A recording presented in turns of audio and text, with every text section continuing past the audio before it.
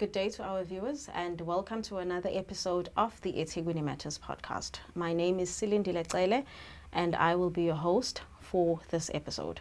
A recent fire in a hijacked building in Johannesburg has brought to light the seriousness of problem buildings in the city centre. As eThekwini, we are not exempt from the scourge, with many buildings, especially in the city centre, being hijacked or in a dilapidated state.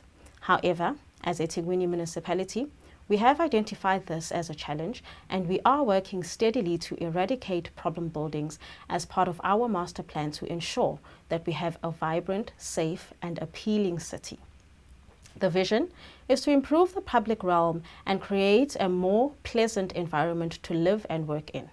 Furthermore, the vision aims to improve market value for properties, attract investments and promote tourism while improving the city's rates base. Joining us to tell us more about the plans that the city has in place to eradicate problem buildings is Senior Manager Daniel Pentasaib, who is from the Building Inspectorate and Development Planning Unit. Good day, Mr. Pentasaib. How are you? Well, thank you. And yourself? I'm very well, thanks. Let's get straight into it.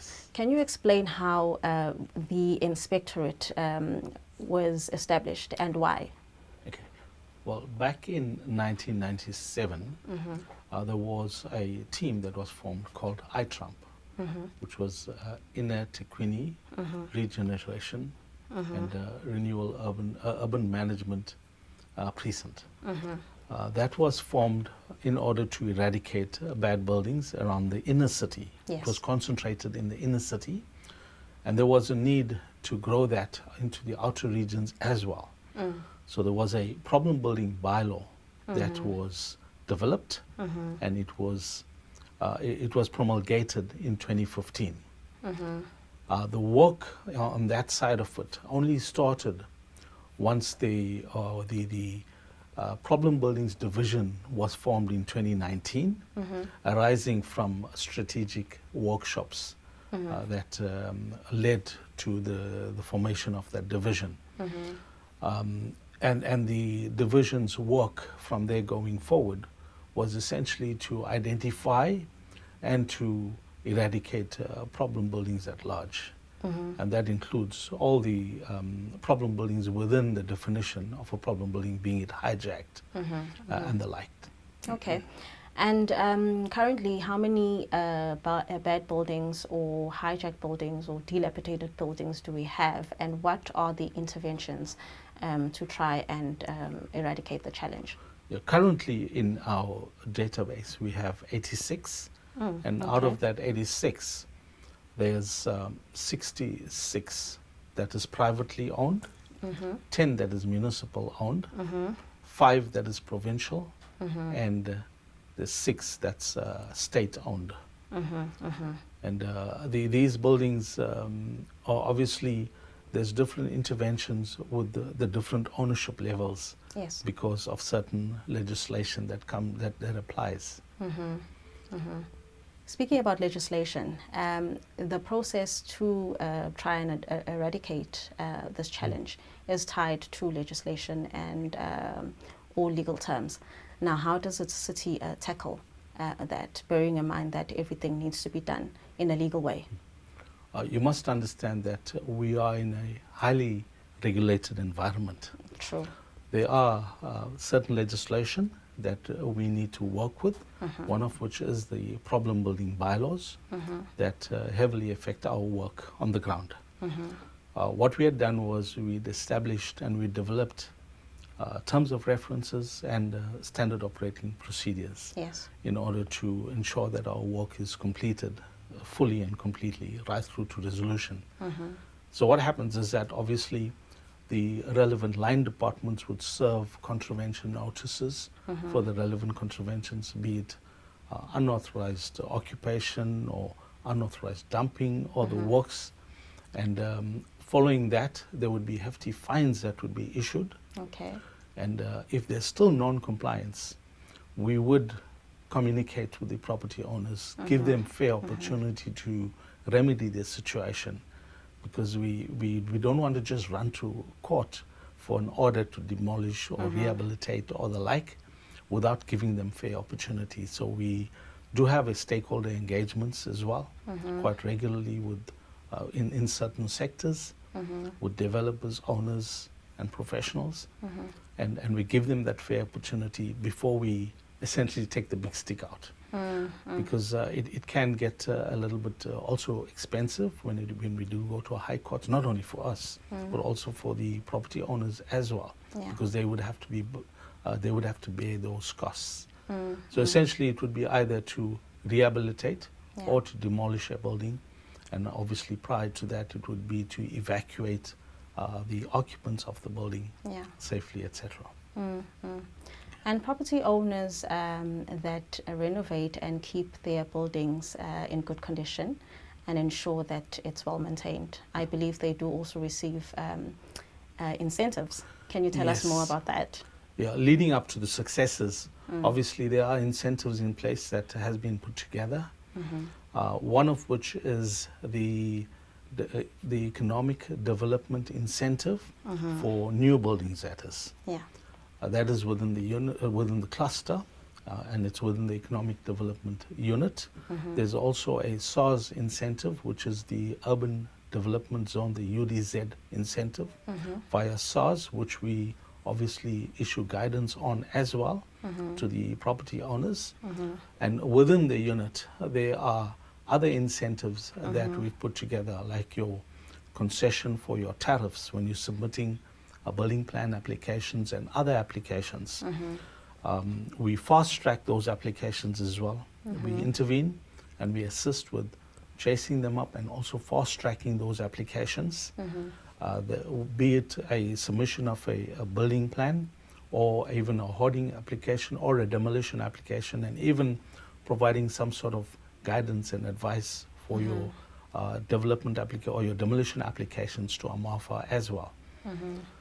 Daniel, what is the number of hijacked buildings within the city centre or the city, and what interventions do we have in place? Currently, we have confirmed 16 hijacked buildings, 9 of which is privately owned, 4 provincial, 4 provincial, 5 municipal, and 1 government owned. The interventions that we've put in place was that we would obviously have to go to High Court for an evacuation order, and once we receive that, we would secure the building so that it's not reoccupied unlawfully. We would secure the building, maybe even seal off the building if there's a time lapse. Depending on the order that we receive from High Court, we either demolish, we either rehabilitate, or we put it out on the market for sale via our normal tender processes. The other action that we are piloting as well on 5 buildings is the sales and execution. If there are monies outstanding up to a certain amount, then we can go the sales and execution route, which we are piloting. However, having said that, we would always give the property owner ample opportunity to remedy the situation before we do those drastic measures. And I say drastic measures because sales and execution, demolition are drastic measures, and it would bear a negative cost or a negative impact on the owner. So therefore we give them fair opportunity. And to date, how many bad buildings or hijacked buildings have we demolished as a city? And can you just tell us more about the successes of your inspectorate? Sure. To date, we have 19 successes under our kilt. However, having said that, in order to break them down, we have demolished 10 of those hijacked buildings. We have demolished 10 buildings. Of the 10, were 4 that was hijacked. And obviously there is a process that we had to follow to get to that particular stage. We didn't just get up one day and just go and demolish. Obviously we give fair opportunity, and there's also the issue about evacuation as well. Some of the other successes that you might note when you do drive through like Mahatma Gandhi precinct, because Mahatma Gandhi precinct and the inner city, which is the Ports precinct, is the two priority zones that we are working on in the inner city. Now you would find quite a bit of buildings that have been rehabilitated, just the facade of the building or the outside have just been repainted, redecorated. And that makes a big difference. It has been on our books previously. There's a whole string of buildings on the Mahatma Gandhi precinct, which was looking tatty, it was looking untidy, looking old and tired, and really looking, it just didn't have a very good appeal on the streetscape. So when we did approach the owners, most of them had complied. All they needed to do was just slap a coat of paint and just change some windows, etc. And it gave a different appeal.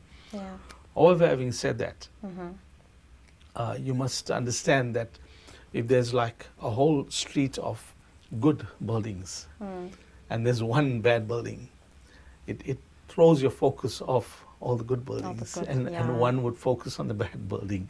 So if you drive down the street, you may not notice all the good work that we've done.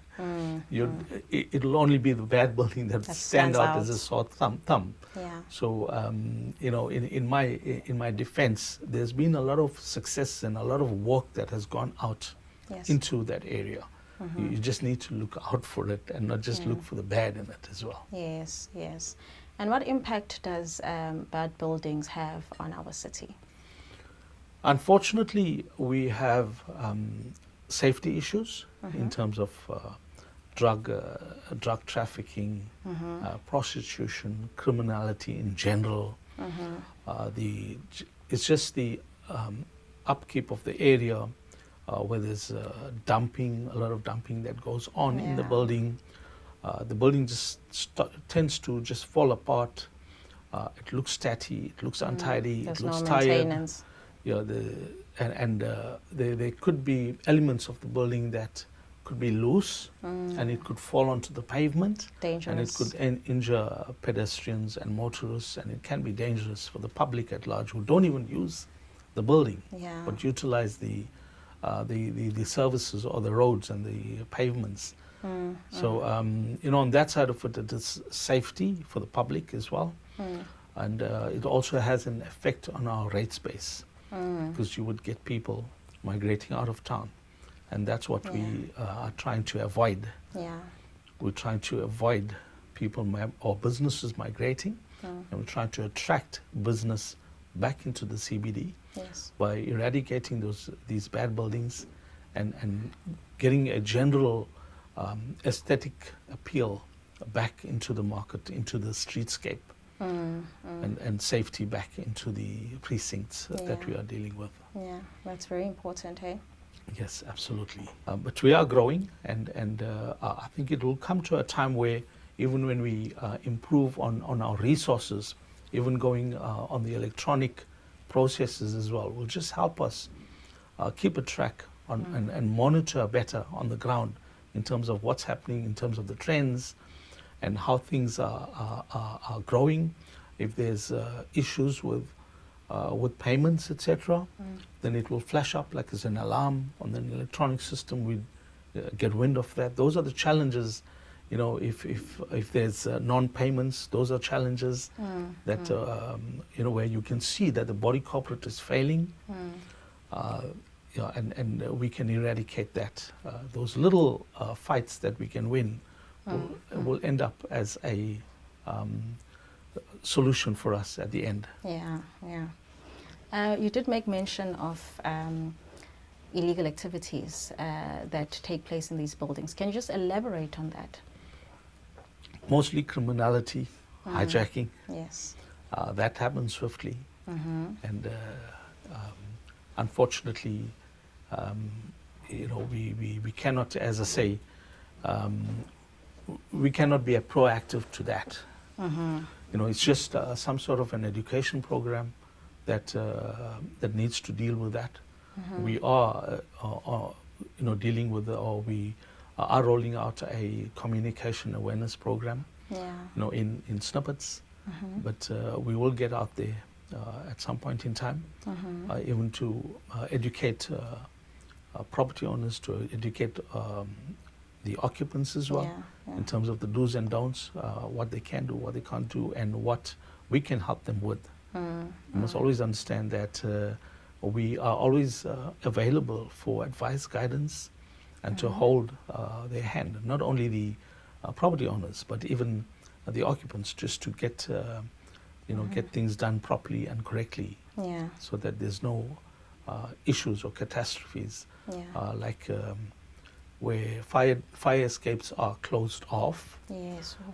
It might be unintentional, but people are not aware that by putting up a shelf against a fire escape can create major devastation. True. Those are the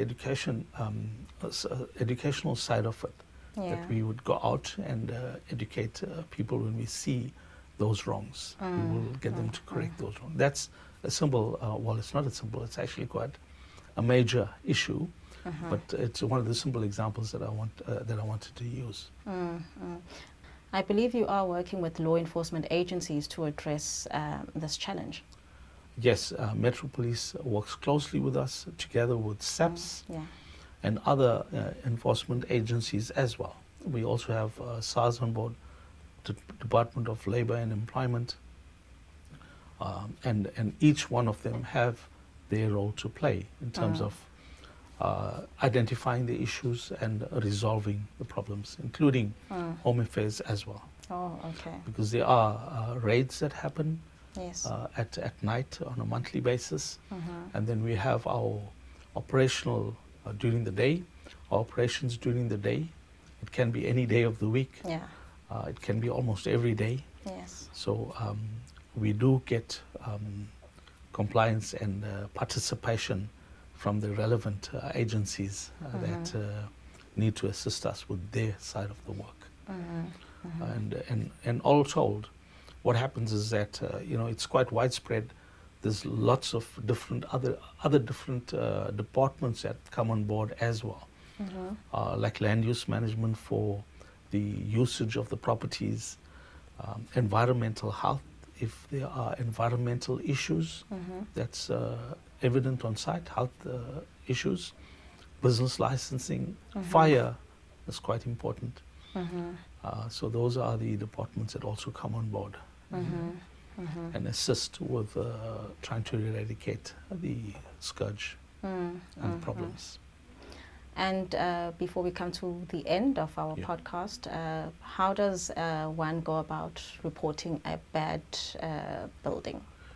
Yes, you can. I will give you the email address and the telephone number that one can contact in order to report a bad building.